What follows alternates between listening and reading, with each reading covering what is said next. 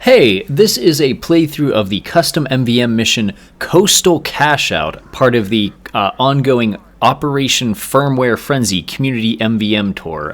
You can see the details on the official Team Fortress 2 website blog post from a few weeks ago. This playthrough is from the beginning of December. It's a messy playthrough.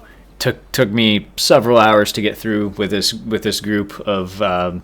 I don't really queue with friends. I just play with the random people that I come across. So this is a pretty good team. I'd say pretty even contributions on the part of everybody. But it is not like a crack team of my MvM buds that I play through hard missions with. So if you want to see like one of the flawless playthroughs, there are probably better videos on YouTube for that. But I don't usually upload these custom MvM playthroughs like this, but I did decide to for this one because it's an interesting mission, and there are only like 6 videos on YouTube right now, and most of them have like 12 views, so may as well add a little more to that library we got going there. But again, if you're interested in seeing like the good playthroughs, not this scrappy one, somebody else's video is probably better for that. Anyway, there is a weird meta to this. I'm sorry, I did not explain the actual mechanics. Coastal Cashout is an MvM mission with no upgrades. You start with no money. Robots do not drop money, and there are a few other tweaks like heavies are nerfed. They do less damage. Is the big one. So yeah, if you want to go try it out, it's ongoing till January 2nd, along with the rest of the Firmware Frenzy tour. It's a very hard mission, so you don't even actually have to complete this mission, the master difficulty, to get credit for completing the tour. So don't get discouraged if you have trouble beating this, because I would peg it at the difficulty of... if anyone's played my spy practice mission that I have uploaded on my channel, that I would say that this mission is somewhere in that ballpark. So if you found that frustrating, it's something akin to that. Anyway, yeah, so not having money obviously changes the strategy that you're going to approach this mission with. First, you're going to focus on your classes that can do a lot of damage with no upgrades. So heavy, in spite of the nerf, heavy, engineer, pyro, and demo man. Also, medic can be pretty good because without health on kill, healing is way more valuable. With the revive is way more valuable. Spy is pretty good too because there are a lot of robots that Spy's good at killing in this mission, and also the aggro where all these expert AI robots focus on the spy and try to kill the spy can really help your teammates. When you backstab something, just take some pressure off your teammates. So spy seems to work. I think we have a scout like on the last wave against the boss for the Fan of War and Mad Milk, but really there's no money to heal Scout, and so Scout is very weak compared to how he usually is in a mission. I don't think we ever got Soldier to work. Soldier, you'd think the buff banner would be good when you watch these waves. You're like, oh, I bet buff banner would help, but you just do. It's just like, oh no, another heavy would be more helpful. Soldier is just so weak without upgrades. If any old timers watching remember, MvM the Two Cities update turned 10 years old last month. That's how old this game mode is. But anyway, old timers might remember back when MvM was first released, the original missions had less money than subsequent missions and most custom missions these days do. So Soldier was not part of the meta. Like Soldier's big part of the Two Cities meta because there's a ton of money. Not so much back in the day. I'm also not sure if you can get Sniper to work. Without explosive headshot, the rifles are pretty weak. I think it might be theoretically possible for Huntsman to be good on some waves if you can land those headshots, because Huntsman is actually a pretty high DPS against certain bosses. I know like Huntsman's good against a Marasmus on Halloween, but I tried that like once, didn't get it to work. So yeah, Heavy, Pyro, Demo, Engineer, Medic, and Spy. Those are our main classes we relied on. Here I am playing Spy. You'll hear a lot of people, including me, say that Spy is a giant killer. Well, that's a bit of an oversimplification. Spy is good at killing big threats. That's often giants, but it can also just be like really powerful expert AI bots that are hard to get close to safely. And that's a lot of the robots on this mission. So that's part of what's going on here and why Spy's decent. Because actually, you cannot get armor penetration against Spy. So Spy can only do 187.5 damage per backstab against the giants in this mission. You do more damage backstabbing a regular heavy bot. Yes, I cut out all of the failed waves. You're welcome. The video is only like a half hour long instead of 3 hours or however long this actually took. But I think that's all of the background information, so I guess I can actually start commenting on the gameplay now.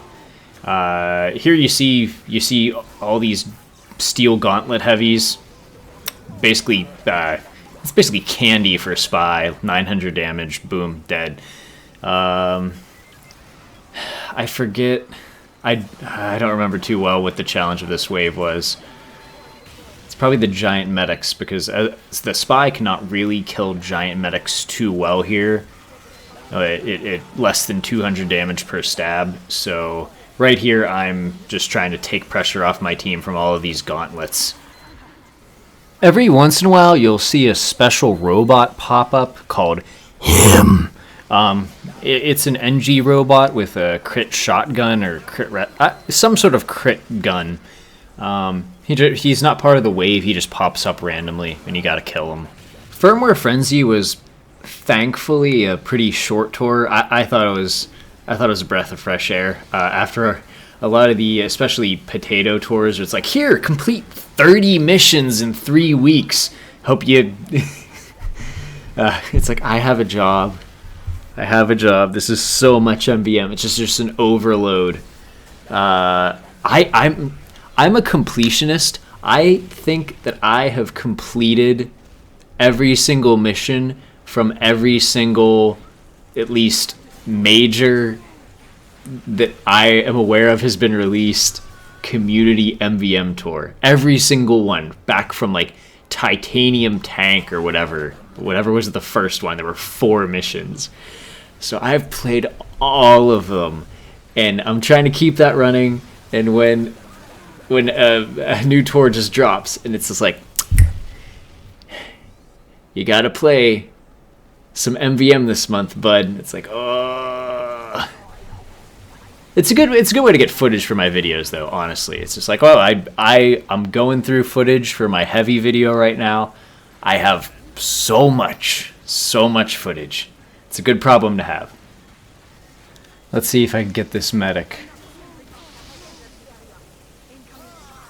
I think I land a lot of backstabs right here. 1, 2, 3, 4, 5. Still less than 1,000 damage. That's like less than 1 fully upgraded backstab in regular MvM. So much work for just that. Apologies if my voice sounds a little funny for this recording. I bit my tongue yesterday, so that's one thing. But I'm also trying to record directly through my video editing software instead of through Audacity like I normally do. We'll see how it turns out. These giant scouts are named Idiot Test and Idiot Test Mark II. You can see that the mission maker thinks a lot of us. I don't know offhand who made this mission. Maybe I should check really quick. Still silly bonk scouts. So this wave has a lot of these giant bowmen. They have like 1,400 health, which I think is bigger than your usual 2 cities one. So this is one of those things that the Spy is good at killing. in this mission, these giant bowmen. So it looks like this mission was made by someone from Bulgaria by the name of Mo. And that there's like drama supporting the There's drama surrounding the inclusion of the mission in the tour, and people saying that they don't like Mo. I don't. And there's online drama, but appears to be made, or at least the original version, made by someone named Mo, and maybe edited. There's several slightly different versions of this mission. I always hate it when they when I'm in the middle of one of these custom tours and they edit it, and then you're like, oh, did I play like the hardest possible version of the mission, or did I play like a gimped, nerfed version that makes me a lesser MvM player? Which of course it happens in official MvM missions. Like Valve has both purposefully and accidentally nerfed, usually nerfed, occasionally buffed, but usually nerfed official MvM missions. I remember back when Two Cities was first released, there were like the giant bonk scouts that everyone thought was so... I remember as a baby MvM player, I was like, oh, these are so hard, and then they nerfed them, and it was Empire Escalation way easier after that. So occasionally these missions for custom servers get balance patches a couple weeks after the mission's been released. The tour has been released, sorry. Oh, it's these stupid soldiers. Oh, yes, all those soldiers do is just stun you so that this giant heavy can mow you down while you just helplessly stand there. I got away that time. Oh, and then there's Girardi snipers revealing me. Everything just wants to kill me. I'm not very helpful in this situation. I don't even know if killing those medics actually helped my team. I'm just stunned. Can't do anything. Can't do anything. I feel like every rocket jumper soldier is just a troll robot, basically. Yeah, this mission creator drama says stuff about, like, it seems to be about speedruns. I never really do speedruns. It's never been something I cared for. I think some old YouTuber named CJ or something was part of the first group of people that started speedrunning MvM. I don't think they were that good at it, and then I think like more people started doing it just because they were annoyed by this person who is like posting speedruns on like the speedrun.com website when they were like the only people doing it. They were like the world record holders because nobody else cared. And now people do care, and I don't. So it is what it is. I usually don't get speedruns on these custom missions because, like I said, I'm not playing with my friends. I'm just playing with casuals. I like it when the team's a little underpowered. It keeps things... There's nothing more boring than having an overqualified MvM team. You want the mission to be challenging and have a real chance at losing. That's what makes it fun. This robot is called the chin check. I don't get... I got the idiot test. I don't understand what a chin check is. Also, it looks like this mission actually does drop money. You get at the end of the very last wave, you get 1,337 credits. You get leet money. I feel like I can't pronounce leet because I bit my tongue. Anyway, playing heavy now. I think I tried this wave a couple times with Natasha, because of all the giant scouts. Was it this wave? I don't remember, but I'm clearly using stock minigun now, and try harding with the chocolate bar, because I really want that extra health for some reason, even though nothing is too deadly right now. It seemed like a good idea at the time, okay? Here's something that can kill me. All of these little scouts.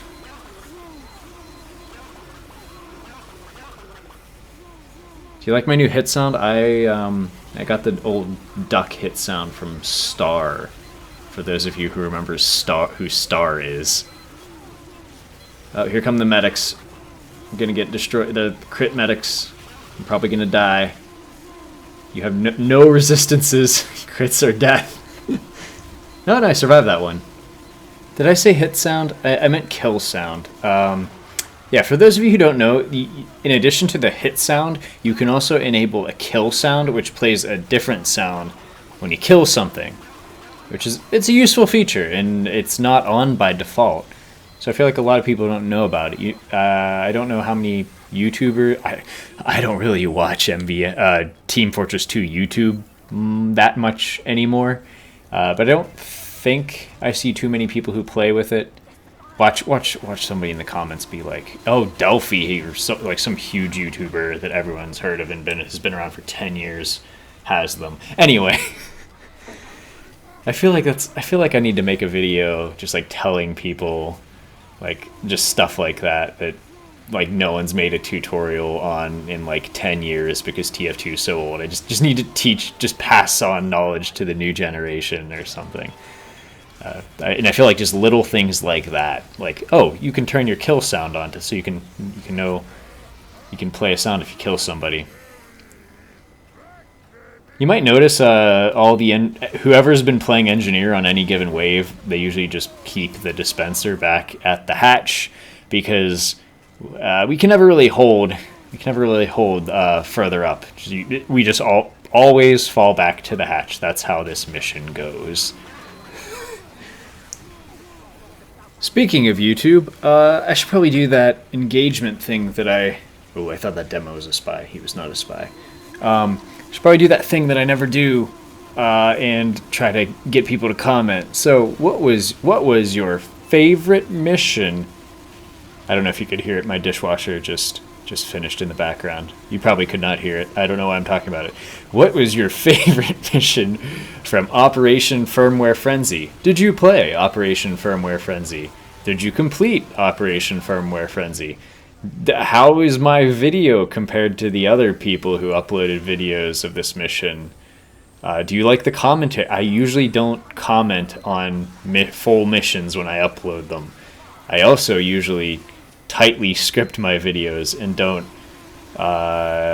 do that. Don't just be like, what am I talking about? I don't know, dishwasher. I thought that the medic is not a spy either. That's the real medic. It was so suspicious running up like that. Oh wait, no, that wasn't. I think our real medic did that in a different wave, and I was confusing which wave we were on. The cool thing about this mission is you can just change classes whenever. You have no upgrades. You don't need to refund credits. If you're old like me, it doesn't matter whether I'm getting into cans upon cans of worms. A long time ago, you could not refund your upgrades in MvM. You weren't stuck as one class. You could change classes by either like not upgrading one of the classes you played, like you could play unupgraded heavy like I am now, or you could like split your upgrades between two different classes, or you could just stick with one class the entire mission, but you could not refund upgrades. And then they added refund, but there were penalties and limits for using it. And then like they accidentally bugged it and you could just do it all the time. And then they took the bug and they like made it the official way the game actually.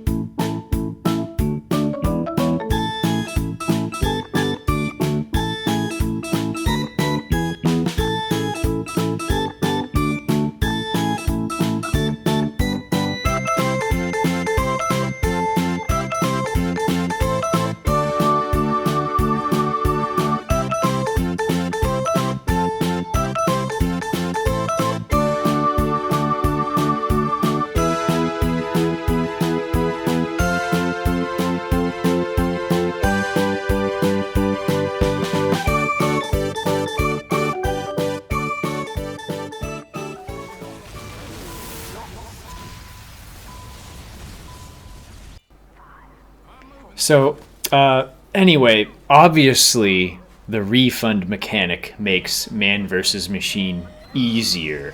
And in particular, it made every mission that was released before it was introduced into the game easier than intended.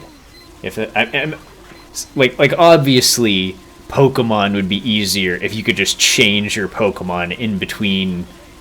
Every time you fought one of the Elite Four, you just changed your Pokemon to be good against the type of Pokemon that every individual member of the Elite Four has. Or maybe, I know Pokemon infamously keeps getting easier too, so maybe you can do that in Pokemon now. I'm also old and out of touch when it comes to Pokemon. But, yeah. But fun fact, the refund mechanic is a server setting. If you own a server, Moonlight MvM, Potato MvM, if you own a server, it's a server setting. You can turn off refund and restore MvM to its original difficulty. Like they disable Gas Passer, which I love. I love being able to play these missions where you don't have to worry about Gas Passer and certain other mechanics that can be a pain. You could also just turn off refund, which makes it a lot easier to balance missions, because you can't just be like, oh, spy's good this wave, so someone's just going to switch to spy with no penalty and just defeat the entire planning. It's, what is it, like an RPG that their MvM has an RPG mechanic where you pick. You pick your specs as you go, and your choices in wave 1 affect how wave 6 is gonna go. But the refund just gets rid of that. It's just you just respec for every single wave, and that's lame. Oh no, I think I get out of this alive. Not my sentry though. Look at all those crits. Oh geez, look at all those crit fists. I can't believe I got out of that. I'm using the Widowmaker whenever I play NG on this mission. It's a good way to get metal against tanks when there's not a lot of metal to go around. Here we go. Yeah, refill my metal. Also, it does a lot of damage against tanks. Speaking of which, you'll notice that I think we have had at least one pyro every single wave, and yeah, you need the pyro for the tanks, and also the robots. We tried a couple times to use some of the gimmicky ways to kill tanks, like bushwhack a sniper and equalizer soldier, and a lot of the niche ways to kill tanks are really, really dangerous because of all of the robots that can kill you in one shot. So pyro really is the way to go for kill it. Flog pyro, which because unlike Baker's Bazooka Soldier, Flog pyro is still pretty powerful with no upgrades. Also, you won't kill yourself. This is not... Baker's Bazooka Soldier is a lot harder to pull off if you can't infinitely heal yourself with health on kill, because you have no upgrades. I'm trying to get that sniper way over there. Probably can't see it very well in the YouTube video, especially if you're not full screen. And he got me.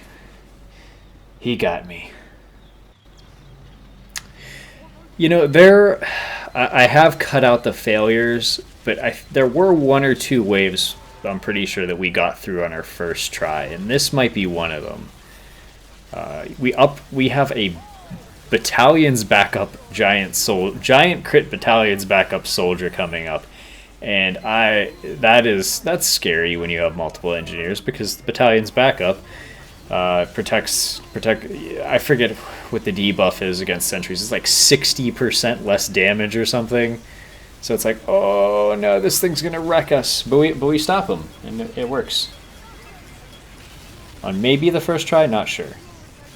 Which is why I'm whipping out my Widowmaker here, because my sentry's not going to do much if I could even get close to it and stay alive. But Widowmaker kept me alive for a few seconds longer and got some shots in. So we got that soldier. This is a fun little MvM mechanic to know. When a custom mission includes tanks as support robots, you actually have to kill all of the remaining tanks to beat the mission. The tanks will stop spawning, but the mission will not end until you destroy all of the active tanks still on the map. Unlike other robots, which will just die, they'll just fall down and die if you beat the wave. All right, so this is the last wave. I'm using the same loadout that I used for the wave 5 that I didn't record because my recording cuts out at 2 hours. I should probably update that if I can. Yeah, my recording stopped and I didn't notice and didn't restart it in time, so I didn't get wave 5 recorded. But this is the loadout I used for that. I don't know how to pronounce Chinese, but the heater heavy does a little bit less damage to targets that aren't on fire, but does a lot more damage to targets that are on fire. Pretty good when you have a pyro on the team, especially I'm probably just going to repeat all this in the heavy video. Pretty good when the team is like focusing on a boss and it's on fire. It's just a damage buff. It's great. So I do think it helped. Like, we tried this wave a couple times and I was stock heavy and it didn't work. And maybe it was the fact we had the fan scout. I think we have a scout. I mean, I can't tell. Yep, there he is. We have a scout. Maybe that's what made the difference, but I also think that the heater heavy made a difference compared to our previous runs. But also it's just RNG. This is the kind of mission where RNG and just skill plays a big, like, if you miss a shot, it's gonna make a big difference as to whether you win or lose. And it's just a bit chaotic, and you really could just do the same thing 5 times in a row and it won't work until the 5th time. Hopefully not 5 times, but sometimes it will. Oh no, he caught sight of me and I'm dead. 1-shot kill. The mother of all laser walls. I really don't read. I don't know about other people, but I really don't read bot names that much. I know a lot of them are jokes in custom missions. Sorry to all of the joke makers that I'm not reading your bot names. But yeah, that was it. Coastal Cashout. Operation Firmware Frenzy.